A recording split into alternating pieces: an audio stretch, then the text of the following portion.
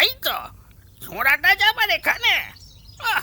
আরে কচি ছেলে, কিছু বুঝবে না, বলো বলো। তা এখন কি করবে? এর একটা বিহিত তো করতে হয় নাকি? গায়ের মধ্যে আমরা তো এমন হতে আর দিতে পারি না। একটা ছোটখাটো মিটিং ডাকো। পরেশের বউ সম্বন্ধে এমন কথা উঠছে যে কান পাতা যায় রেখো। নরেশকে একখানা চিঠি লিখতে হয় তার চাকরির স্থানে। আর ওই শান্তি নামটা কে, ওকেও শাসন করে দিতে হয়। হ্যাঁ, শাসন টাসন আবার কি, ওকে এ গ্রাম থেকে চলে যেতে বল। না যায় আচ্ছা করে উত্তম মধ্যম লাগাও। নরেশ কি চাকরি ছেড়ে আসবে এখন ওই কুটুম্ব শাসন করতে? সে যখন বাড়ি নেই তখন আমরাই অভিভাবক, কি বলো? চুরিটাও নাকি বড্ড বাড়িয়েছে, শুনতে পাই যত সব আর কি। বয়সটা খারাপ কিনা, তাতে আবার স্বামী ওই রকম, বুঝতেই তো পারছো। হ্যাঁ,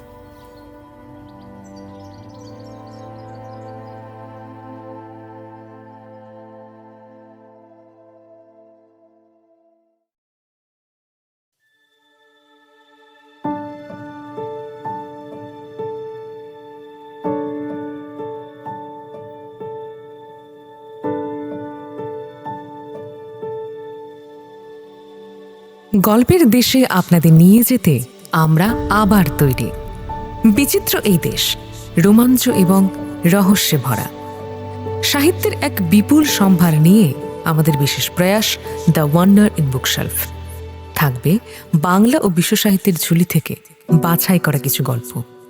আর আমাদের আজকের গল্প বিভূতিভূষণ বন্দ্যোপাধ্যায়ের লেখা খুড়িমা। এর আগেও আমাদের চ্যানেলে বিভূতিভূষণ বন্দ্যোপাধ্যায়ের অনেক উপন্যাস ও গল্প আপনারা শুনেছেন। তাদের মধ্যে আদর্শ হিন্দু হোটেল, দেবযান, নির্মলা ইত্যাদি অন্যতম। আজকের গল্পের মূল চরিত্রে শুভ ও সমৃদ্ধি। গল্পের আর্ট ওয়ার্কের রূপ, সমগ্র পরিচালনায় আমি সমৃদ্ধি ও শুভ। শুনতে থাকুন আজকের নিবেদন বিভূতিভূষণ বন্দ্যোপাধ্যায়ের খুড়িমা।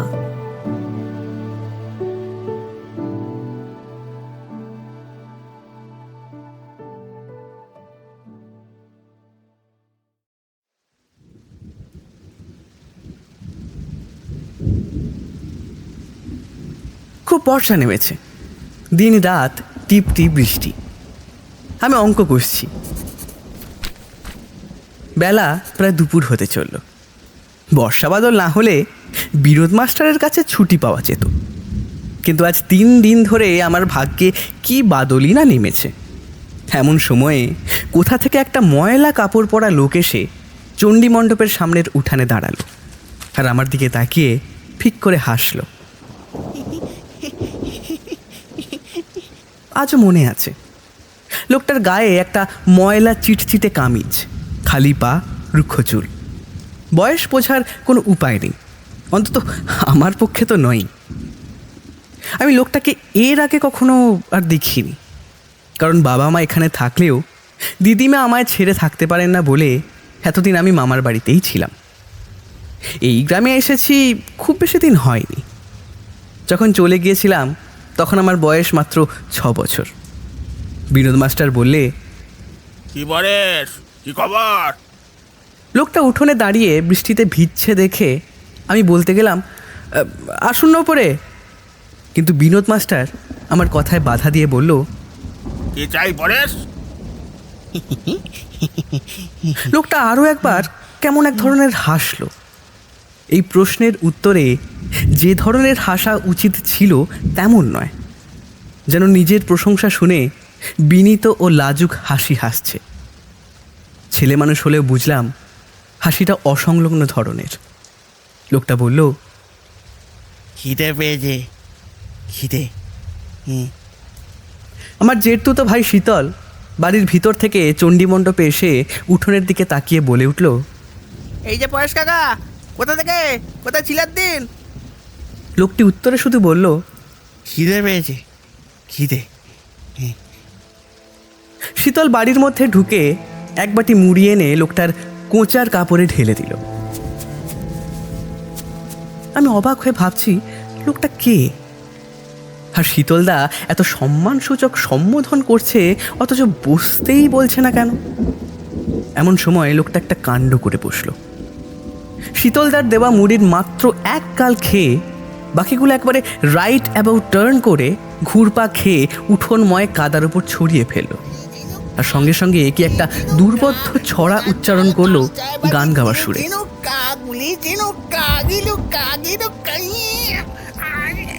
তখনও সে ঘুরপাক খাচ্ছে আর ছড়া বলছে।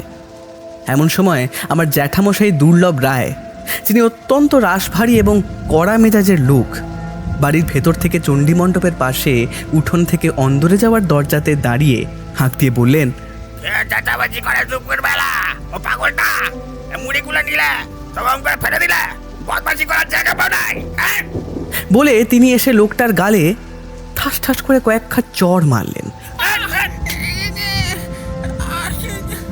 তারপর তাকে সজোরে একটা ধাক্কা দিয়ে বললেন, আর কোনদিন দরজায় ঢুকাচুকি মেরে আর গুঁড়ো করে দেবো। আমার বলিষ্ঠ জ্যাঠামশায়ের ধাক্কার বেগে রোগা ও পাতলা লোকটা খানিক দূরে ছিটকে গিয়ে কাদায় পিছল উঠোনের ওপর পড়ে যেতে যেতে বেঁচে গেল এবং একটু সামলে নিয়ে দাঁড়ালো মাটিতে, রক্তে রাঙা। এর মধ্যে মজা দেখতে আমাদের বাড়ির ছোট ছোট ছেলেমেয়েরা উঠোনের দরজায় জড়ো হয়েছিল। লোকটা ধাক্কা খেয়ে ছিটকে পড়তেই তারা খিলখিল করে হেসে উঠল। লোকটার উপর সহানুভূতিতে আমার মনটা গলে গেল। এই পরেশ কাকার সঙ্গে এমনভাবেই আমার প্রথম পরিচয়। ক্রমে জানতে পারলাম পরেশ কাকা এই গাঁয়েরই মুখুজ্জে বাড়ির ছেলে। পশ্চিমে কোনো এক চাকরি করত, বয়স বেশি নয়, মাত্র 25। হঠাৎ আজ 2 বছর মাথা খারাপ হওয়ার কারণে চাকরি ছেড়ে এসে পথে পথে পাগলামি করে ঘুরছে। তাকে দেখার কেউ নেই। সে যে বাড়ির ছেলে তাদের সকলেই বিদেশে কাজকর্ম করে, সেখানে কেউ থাকে না। পাগল ভাইকে বাসায় নিয়ে যাওয়ার গরজও কেউ এ পর্যন্ত দেখায়নি। পাগল পরের বাড়িতে ভাত চেয়ে খায়, সব দিন লোকে দেয় না, মাঝে মাঝে মারধরও খায়। একদিন নদীর ধারে পাখির ছানা খুঁজতে গেছি একাই। আমায় একজন সন্ধান দিয়েছিল ওই গাং শালিকের অনেক বাসা গাঙের উঁচু পাড়ে দেখা যায়, কিন্তু অনেক খুঁজেও পেলাম না। সন্ধে হয় হয়, রোদ আর গাছের ওপরেও দেখা যায় না। নদীর পাড়ে ঘন ছায়া নেমেছে। বাড়ি ফিরতে যাব, দেখি নদীর ধারে চটকাতলার শ্মশানে গ্রামের প্রহ্লাদ কালুর বউ যে ছোট টিনের চালখানা তৈরি করে দিয়েছে তার মধ্যে একে বসে আছে। ভয় হলো, ভূত নয় তো। একটু এগিয়ে গিয়ে ভালো করে দেখি, না না, ভূত না, পরেশ কাকা। ঘরের মেঝেতে শ্মশানের পরিত্যক্ত একখানা জীর্ণ মাদুর পেতে চুপ করে বসে আছে। আমাকে দেখে বলল, কাছে পরেশ কাকাকে ভয় পেয়ে সবাই এড়িয়ে চলে, কিন্তু আমি সাহস করে কাছে গেলাম। আমি জানি পরেশ কাকা এ পর্যন্ত মার খেয়েছে, কিন্তু মারেনি কাউকেও। আহা, পরেশ কাকার পিঠে একটা তকতকে খায় মাছি বসছে। পাশে একটা মালসায় কতগুলো ডাল ভাত, তাতেও মাছি বসছে। বললাম, এ জঙ্গলের মধ্যে আছেন কেন কাকা? আসবেন আমাদের বাড়ি, আসুন। এই শ্মশানে কেন থাকেন? আসুন না। পরেশ কাকা বলল, দূর, শ্মশান বুঝি? এ তো আমার বৈঠকখানা। ওইদিকে বাড়ি রয়েছে, দোমলা বাড়ি। 2000 টাকা জমা রেখেছি দাদার কাছে। হ্যাঁ, বৌদির সঙ্গে ঝগড়া হয়েছে কি না তাই নিতে দিচ্ছে না। ঝগড়া মিটে গেলে আবার দিয়ে দেবে, সব দিয়ে দেবে। 5 বছর চাকরি করে টাকা জমায়নি ভেবেছিস? অনেক টাকা, হ্যাঁ অনেক। কত করে খোসামত করলাম, কিন্তু পরেশ কাকার মরার মাদুর ছেড়ে কিছুতেই উঠল না। এর কিছুদিন পর শুনলাম পরেশ কাকার মামারা এসে তাকে হুগলি নিয়ে গেছে।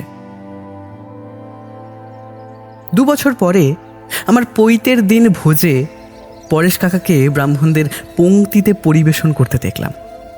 শুনলাম তার রোগ সম্পূর্ণ নাকি সেরে গিয়েছে। মামারা অনেক ভালো ডাক্তার কবিরাজ দেখিয়েছিল এবং অনেক পয়সা করে অনেকে খরচা করেছিল। কি সুন্দর চেহারা হয়েছে এখন পরেশ কাকার। পরেশ কাকা যে এত সুপুরুষ, পাগল অবস্থায় ছেঁড়া ন্যাকড়া পরনে গায়ে ওই কাদা ধুলো মেখে বেড়াতো বলেই আমি বুঝতে পারিনি। বলিষ্ঠ একহারা গড়ন, রং টকটকে ফর্সা, মুখশ্রী কত সুন্দর, দেখে বড় খুশি হলাম। কিছুদিন পরে ঘটা করে পরেশ কাকার বিয়ে হলো। শুনলাম নববধূ কলকাতার কোনো অবস্থাপন্ন গৃহস্থ বাড়ির মেয়ে।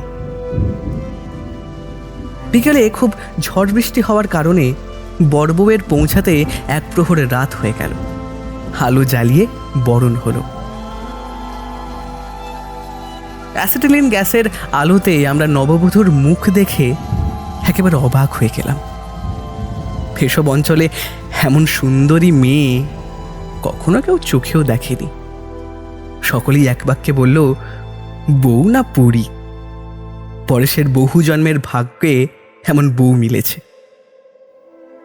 বিয়ের কিছুদিন পরে পরেশ কাকার বউ বাড়ি চলে গেলেন। মাস দুয়েক পরে আবার এলেন। সকালে পরেশ কাকাদের বাড়ি বেড়াতে গেলাম। তাদের বাড়ির সকলে তখন কি একটা ছুটিতে বাড়ি এসেছে। অনেকেই আমার বয়সী ছেলে মেয়ে। নতুন খুড়িমা বারান্দায় বসে কুটনো কুটছেন, জরিপার শাড়ি পরনে। আমাদের স্কুলে এবার যে সরস্বতী প্রতিমা করা হয়েছিল, ঠিক যেন সেই প্রতিমার মতন মুখশ্রী তার। আমরা সামনের উঠোনে ছুটোছুটি করে খেলা করছিলাম।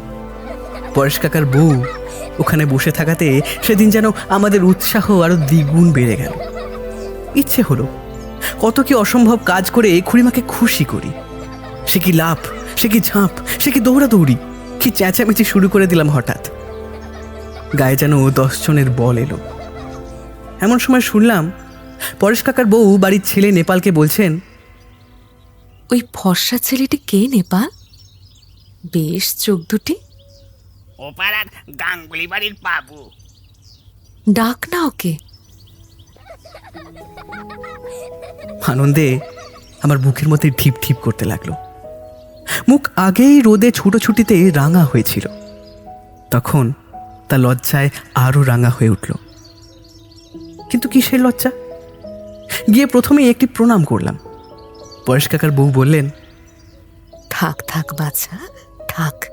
তা তোমার নাম কি? বাবু? আর ভালো নাম কি? লজ্জা ও সংকোচের হাসি হেসে বললাম,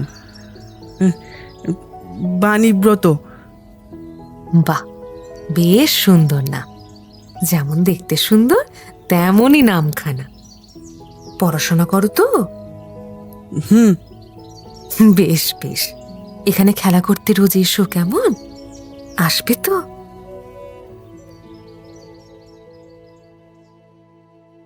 সে রাত্রে আনন্দে আমার বোধহয় ভালো করে ঘুম হয়নি। যেন কোনো স্বর্গের দেবী বা রূপকথার রাজকুমারী যেচে আমার সঙ্গে ভাব করেছেন। অমন রূপ কি মানুষের হয়? এর পরদিন থেকে পরেশ কাকাদের বাড়ি রোজ যেতে আরম্ভ করলাম। দিন নেই, দুপুর নেই, সকাল নেই, কি ভাবি না হয়ে গেল খুড়িমার সঙ্গে। আমার বয়স তখন 12। খুড়িমার কত বয়স তা ঠিক বুঝলাম না। এখন মনে হয় তার বয়স ছিল হয় 18 কি 19।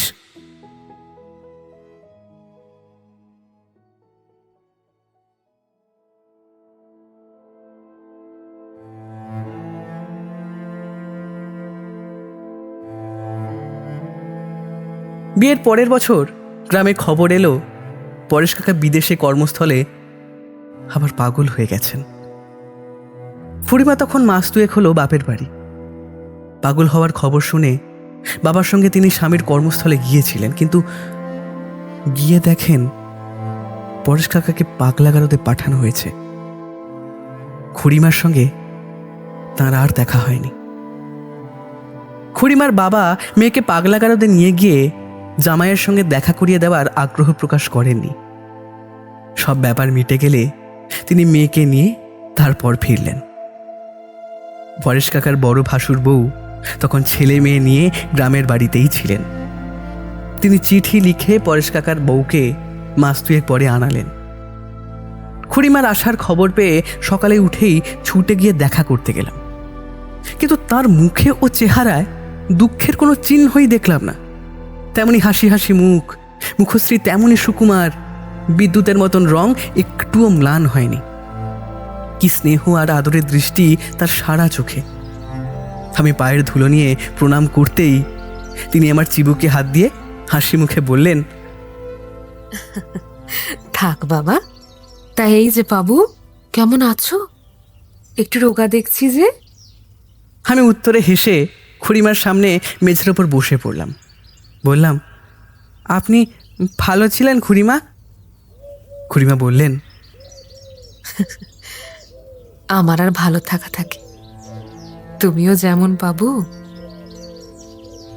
পরেশ কাকা পাগল হয়েছেন সে কথা ভেবে খুড়িমার জন্য বড় দুঃখ হলো। অভাগিনী খুড়িমা। খুড়িমা বললেন, বাবু, আমাকে বড় ভালোবাসিস না? ঘাড় নেড়ে স্বীকার করলাম, খুব ভালোবাসি। আমিও কলকাতায় থাকতে বাবুর কথা খুব ভাবি। বাবু, এই গায়ে তোর মতো ভালোবাসে না কেউ আমায়। লজ্জায় রাঙা হয়ে হাসি মুখে চুপ করে থাকলাম। 13 বছরের ছেলে, কি কথাই বা জানি। তা কলকাতা দেখেছিস বাবু? না, কে নিয়ে যাবে? আচ্ছা, এবার আমি যখন যাব এখান থেকে নিয়ে যাব সঙ্গে করে। বেশ আমাদের বাড়ি গিয়ে থাকবি, কেমন? কবে যাবেন খুড়িমা? শ্রাবণ মাসে? এখন কিছুদিন এখানে থাকুন না। কেন বলতো? হেসে তার মুখের দিকে না তাকিয়ে বললাম, হ্যাঁ, আপনি থাকলে বেশ লাগে।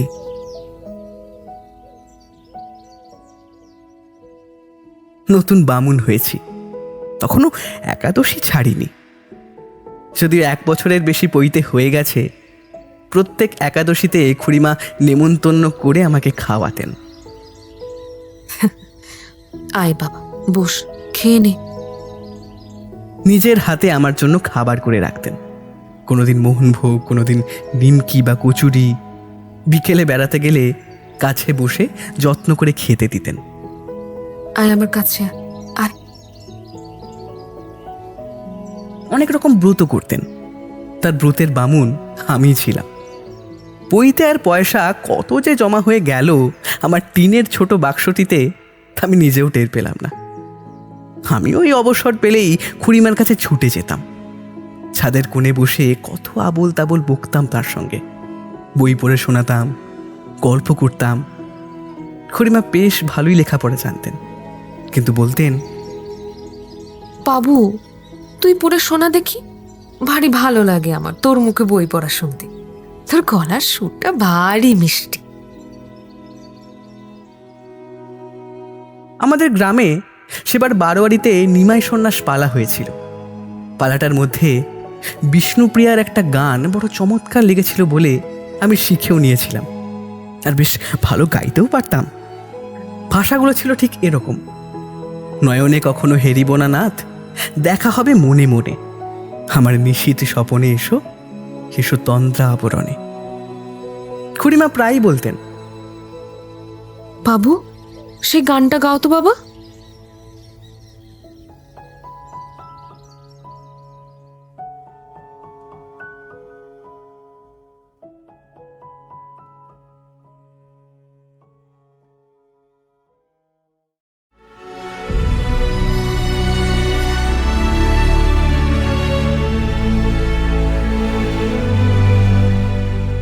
শুনছেন আজকের গল্প, শ্রী বিভূতিভূষণ বন্দ্যোপাধ্যায়ের খুড়িমা।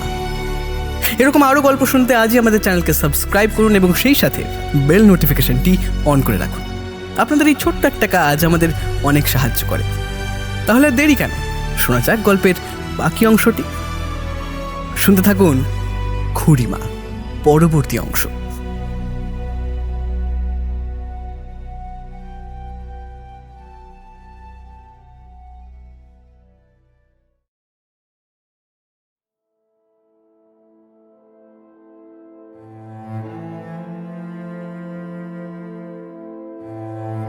কিন্তু গ্রামের লোকেরা অনেকেই খুড়িমাকে দেখতে পারতো না। আমার কানেও এরকম কথা এসেছে। একবার রায়বাড়ির বড়গিন্নিকে বলতে শুনলাম, কি জানি বাপু, জানি নে, ওসব কলকাতার কাণ্ড। স্বামী যারা পাগলা গারদে, তার অত চুল মাথার ঘটাই বা কিসের, অত পাতা কাটার বাহারি বা কিসের, এত হাসি খুশি বা আসে কোথার থেকে বলো দেখি?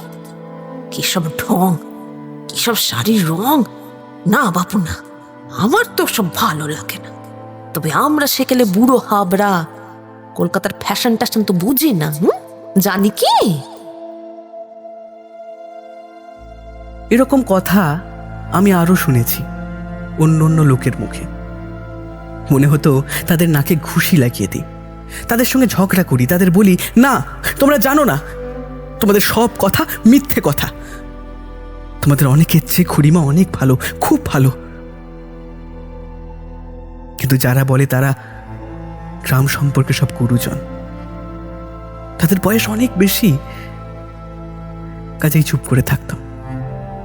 তার চেহারা মুখশ্রী এতকাল পরে আমার খুব স্পষ্ট যে মনে আছে তা নয়, কিন্তু কেবল এই একদিনের তার অপূর্ব কৌতুকোজ্জ্বল হাসি মুখ গভীরভাবে আমার মনে ছাপ দিয়েছিল। যখন সে মুখ মনে পড়ে, তখন একটি 19-20 বছরের কৌতুকপ্রিয়া হাস্যমুখী সুন্দরী তরুণীকে চোখের সামনে স্পষ্ট দেখতে পাই। সেবার আমাদের গ্রামে কোথা থেকে একদল পঙ্গপাল এসেছিল। গাছপালা, বাঁশবন, সজনে গাছ, ঝোপঝাড় পঙ্গপালে ছেয়ে ফেলল। খুড়িমা আর আমি ছাদে দাঁড়িয়ে এ দৃশ্য দেখছিলাম। দুজনের কেউই এর আগে কখনো পঙ্গপাল দেখিনি, তা বলাই বাহুল্য। হঠাৎ খুড়িমা বিস্ময়ে ও কৌতুকে আঙুল বাড়িয়ে দেখিয়ে বললেন, ও বাবু, দেখ দেখ, রায়দের নিম গাছে একটা পাতাও রাখিনি রে, শুধু গুঁড়ি আর ডাল। এমন কাণ্ড তো কখনো দেখিনি ও মা গো। বলেই কৌতুকে আর আনন্দে বালিকার মতন খিলখিল করে হেসে উঠলেন। তার এই হাসি মুখটি আমার মনে আছে আজও। বর্ষা কেটে শরৎ পড়ল। আমাদের নদীর দুধারে কাশফুল ফুটে আলো করল। আকাশ নীল, হালকা সাদা মেঘখণ্ড বাদামবনির চরের দিক থেকে উড়ে আসে। আমাদের শায়েরের ঘাটের উপর দিয়ে, গিরিশ জ্যাঠাদের বড় আমবাগানের উপর দিয়ে শুভরত্নপুরের মাঠের দিকে কোথায় যেন উড়ে যায়। বড় বড় মহাজনী নৌকা নদী বেয়ে যাতায়াত শুরু করেছে। কয়ালারা ধান মাপতে দিন রাত খুব ব্যস্ত। খুড়িমা আমাদের গ্রামেই রয়ে গেলেন। আর পরেশ কাকাও পাগলাগারদ থেকে কখনো আর বেরোলেন না। খুড়িমাদের বাড়িতে তার ননদের এক দেওর এলো পুজোর সময়। তার নাম শান্তিরাম, বয়স 25 কি 26। দেখতে চেহারাটা ভালোই।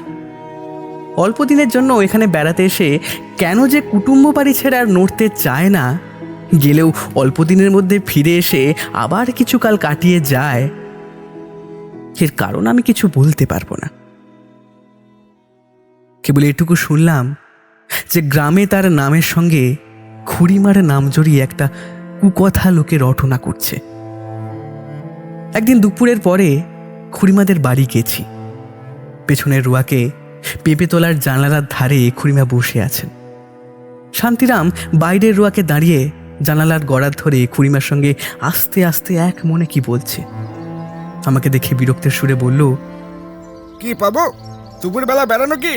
পড়াশোনা করো না, যাও যাও এখন। হ্যাঁ, আমি শান্তিরামের কাছে যাইনি, গেছি খুড়িমার কাছে। কিন্তু আমার দুঃখ হলো যে খুড়িমার এর প্রতিবাদেও একটা কথা বললেন না। আমি তখনই ওদের বাড়ি থেকে চলে আসলাম। ভয়ানক অভিমান হলো খুড়িমার ওপর। তার কি একটা কথাও বলা উচিত ছিল না? এরপর খুড়িমাদের বাড়ি যাওয়া একেবারে বন্ধ না করলেও কমিয়ে দিলাম। খুড়িমাকে আর তেমন একটা পাই না। শান্তিরামকে আজকাল দেখি সময় নেই অসময় নেই ছাদে বা সিঁড়ির ঘরে সারাক্ষণ বসে খুড়িমার সঙ্গে গল্প করছে। আমার যাওয়াটা সে যেন তেমন পছন্দ করে না। খুড়িমাও যেন শান্তিরামের কথার উপর কোনো কথা জোর করে বলতে পারেন না। খুড়িমার নামে পাড়ায় যে রটনা রটেছে তা আমার কানে প্রতিদিনই আসে। লক্ষ্য করলাম খুড়িমার ওপর আমার এর জন্য কোনো রাগই নেই, যত রাগ ওই শান্তিরামের ওপর।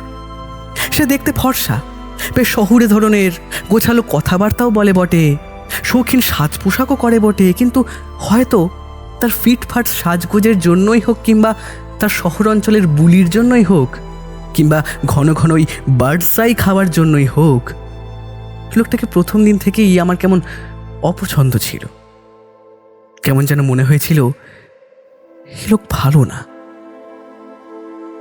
একদিন চৌধুরীদের পুকুর ধারে বাঁধানো রখে সর্বচৌধুরী আর কালিময় বাড়ুজ্জে কি কথা বলছিল। আমি পুঁটি মাছ ধরা ছিপ হাতে মাছ ধরতে গেছি। আমাকে দেখে ওরা কথা বন্ধ করলো। আমি বাঁধানো ঘাটে নেমে মাছ ধরতে বসলাম। সর্বচৌধুরী বলল, তাই তো, ছোঁড়াটা যাবার এখানে। আহ, আরে কচি ছেলে, কিছু বুঝবে না, বলো বলো। তা এখন কি করবে? এর একটা বিহিত তো করতে হয় নাকি? গায়ের মধ্যে আমরা তো এমন ওটা দিতে পারি না। একটা ছোটখাটো মিটিং ডাকো। পরেশের বউ সম্বন্ধে এমন কথা উঠছে যে কান পাতা যায় নাকো। নরেশকে একখানা চিঠি লিখতে হয় তার চাকরির স্থানে। আর ওই শান্তিনাম না কে, ওকেও শাসন করে দিতে হয়। হ্যাঁ, শাসন টাসন আবার কি? ওকে এ গ্রাম থেকে চলে যেতে বলো। না যায় আচ্ছা করে উত্তম মধ্যম লাগাও। নরেশ কি চাকরি ছেড়ে আসবে এখন ওই কুটুম্ব শাসন করতে? সে যখন বাড়ি নেই তখন আমরাই অভিভাবক, কি বলো? ছুরিটাও নাকি বড্ড বাড়িয়েছে, শুনতে পাই যত সব আর কি। বয়সটা খারাপ কিনা তাতে আবার স্বামী ওই রকম, বুঝতেই তো পারছো।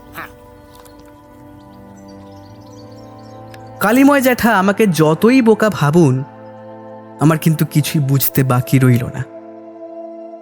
খুড়িমার ওপর অভিমান চলে গেল। ভাবলাম এরা হয়তো খুড়িমাকে একটা শক্ত কথা শোনাবে বা অপদস্থ করবে। কথাটা খুড়িমাকে জানিয়ে সাবধান করে দিলে কেমন হয়। কিন্তু সঙ্গে সঙ্গে ভেবেও দেখলাম খুড়িমাকে এ কথা আমি বলতে পারবো না, কোনো মতেই না। শান্তিরামের ওপর আমার ভয়ানক রাগ হলো। তুমি কেন বাবু এখানে এসে পরের সংসারের শান্তি নষ্ট করছো? নিজের দেশে চলে যাও না। এতদিন কুটুম্ব বাড়ি পড়ে থাকতেও লজ্জা করে না তোমার?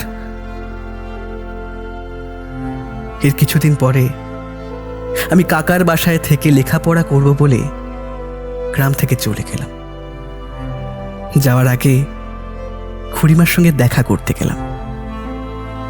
মাকে ছেড়ে যেতে যত কষ্ট হচ্ছিল, খুড়িমাকে ছেড়ে যেতেও তেমনই। খুড়িমা আদর করে বললেন, বাবু, লেখাপড়া শিখে কত বিদ্বান হয়ে আসবি, কত বড় চাকরি করবি, মনে থাকবে তো খুড়িমার কথা? লাজুক মুখে বললাম, খুব মনে থাকবে, আমি ভুলবো না খুড়িমা। খুড়িমা তাড়াতাড়ি কয়েক পা এগিয়ে এসে বললেন, সত্যি বলছিস? সত্যি বলছিস ভুলবি না কখনো বাবু? জোর গলায় বললাম, কখনো না। বলেই তার মুখের দিকে তাকিয়ে দেখলাম তিনি সজল চোখে কিন্তু হাসি মুখে আমার দিকে তাকিয়ে আছেন। সত্যি বলছি, চলে এসেছিলাম নিতান্ত অনিচ্ছার সঙ্গে। গ্রাম ছাড়তে হলো বাবার কড়া হুকুমে। খুড়িমাকে কোনো ভয়ানক বিপদের মুখে ফেলে চলে যাচ্ছি, আমার মন যেন বলছিল। আর থাকলেই বা ছেলে মানুষ কি করতে পারতাম। মাস ৬-৭ পরে গরমের ছুটিতে বাড়ি এসে শুনলাম মাঘ মাসে শান্তিরাম খুড়িমাকে নিয়ে কোথায় চলে গেছে। কেউই তাদের কোনো খোঁজ করেনি, কোনো প্রয়োজন মনে করেনি।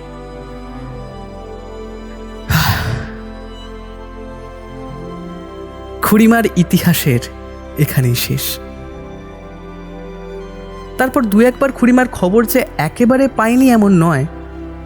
যেমন একবার 3rd ক্লাসে পড়ি যখন, তখন শুনেছিলাম আমাদের গ্রামের কারা চাকতায় গঙ্গা স্নান করতে গিয়ে খুড়িমাকে দেখেছে। ভালো জামা কাপড় পরনে, গায়ে এক গা সোনার গয়না ইত্যাদি। আরও একবার ফার্স্ট ক্লাসে পড়ার সময় গায়ে গুজব রটেছিল। কাঁচরাপাড়ার বাজারে খুড়িমার সঙ্গে আমাদের অমূল্য জেলের মা বা মাসিমার নাকি দেখা হয়েছিল। খুড়িমা সেই চেহারার নেই, শান্তিরাম নাকি ফেলে পালিয়েছে ইত্যাদি ইত্যাদি। খুড়িমার নিরুদ্দের সবার 6-7 বছর পরের কথা এসব। কিন্তু এসব কথার কতদূর মূল্য আছে আমি জানি না। আমার মনে হয় না গাঁ ছেড়ে যাবার পরে খুড়িমাকে কখনো কেউ কোথাও দেখেছে। যাক, সে অতি সাধারণ কথা, সব জায়গায় সচরাচর ঘটে আসছে। এর মধ্যে নতুনত্ব আর কি বা আছে? কিন্তু তা নয়। আমার মনের সঙ্গে খুড়িমার এই ইতিহাসের সম্পর্ক কিন্তু খুব সাধারণ নয়। আসল কথাটা সেখানেই। বড় তো হলাম, কলেজে পড়লাম, কলকাতায় আসলাম। বাল্যের কত বন্ধুত্ব, কত গলাগলি ভাব নতুন বন্ধু লাভের জোয়ারের মুখে হঠাৎ কোথায় মিলিয়ে গেল। খুড়িমাকে কিন্তু আর ভুললাম না। এ খবর কি কেউ জানে? কলেজের ছুটিতে দেশে ফেরার সময় নৈহাটি বা কাঁচরাপাড়া স্টেশনে গাড়ি এলেই কতবার ভেবেছি এইসব জায়গায় কোথাও হয়তো সেই খুড়িমা আছেন। নেমে কখনো খোঁজ করিনি বটে, কিন্তু অত্যন্ত ব্যাকুল হয়ে ভেবেছি তার কথা। কলকাতায় কোনো কুপল্লীর সঙ্গে তার কোনো যোগ আছে এটা মনেও স্থান দিতে পারিনি কোনোদিনও। কেন তা জানি না। কোথায় বাল্যে কাঁচরাপাড়া বা চাকদহে তাকে দেখা গেছে বলে যে গুজব রটেছিল, তা থেকেই ওই অঞ্চলের সঙ্গে তার সম্পর্ক আমার মনে বদ্ধমূল হয়ে গেছে। কিন্তু কেন নেমে কখনো তাকে খুঁজিনি এর কারণ আছে। আমার মনে এ কথা কে যেন বলতো যে খুড়িমার বেঁচে নেই, যে ভুল তিনি না বুঝে অল্প বয়সে করে ফেলেছেন, সে ভুলের বোঝা ভগবান তাকে চিরকাল বইতে দেবেন না। সংসার জ্ঞানহীন তরুণী খুড়িমার কাঁধ থেকে সে বোঝা তিনি হয়তো নামিয়ে দিয়েছেন।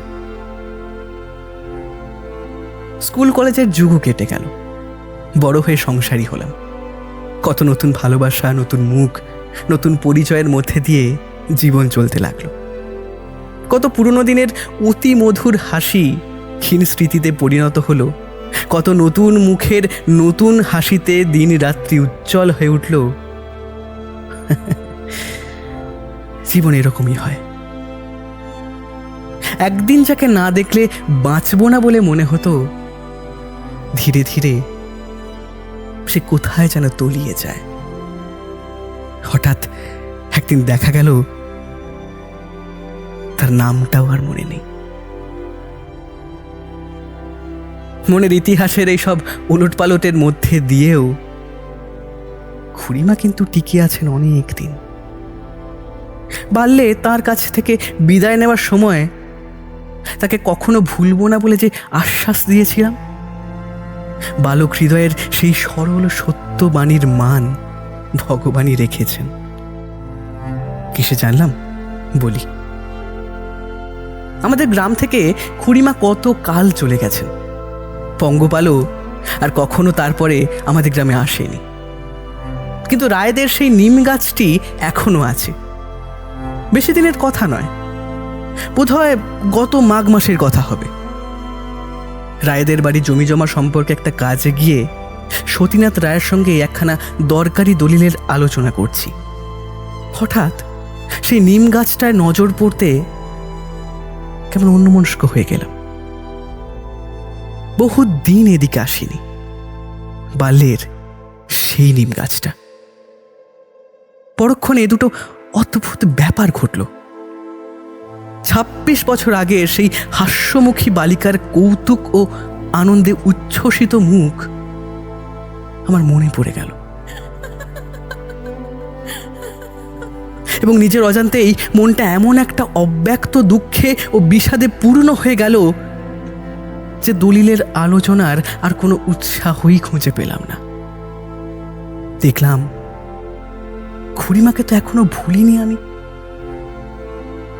বয়স হয়েছে, মনে হলো মোটে 18-19 বছর বয়স ছিল খুড়িমার। কি ছেলে মানুষই না ছিলেন। মানুষের মনে মানুষ এই রকমই বেঁচে থাকে।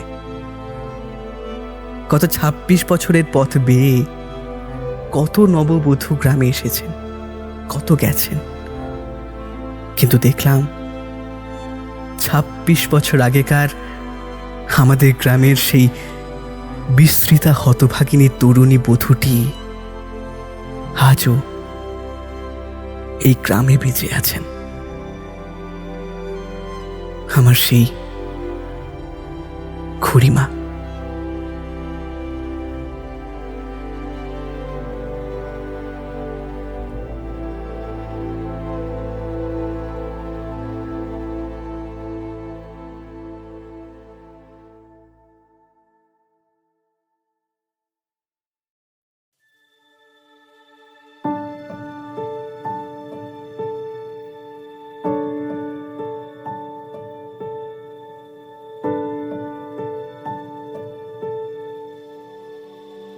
শুনলেন আজকের গল্প বিভূতিভূষণ বন্দ্যোপাধ্যায়ের লেখা খুড়িমা।